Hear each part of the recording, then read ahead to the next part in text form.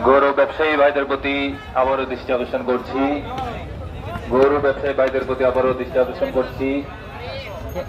আলহামদুলিল্লাহ প্রচুর পরিমাণের ক্রেতা ভাইদের উপস্থিতি আমরা লক্ষ্য করতে পারছি। আজকে এবং কালকে শেষ দিন, তো আপনারা কষ্ট করে গরুগুলি এনেছেন, আপনার লাভের অংশটি রেখে গরুটি ছেড়ে দিন। আপনার লাভের অংশটি রেখে গরুটি বিক্রি করে দিন।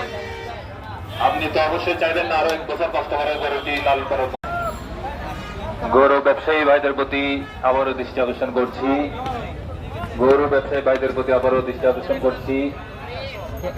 আলহামদুলিল্লাহ প্রচুর পরিমাণের ক্রেতা ভাইদের উপস্থিতি আমরা লক্ষ্য করতে পারছি।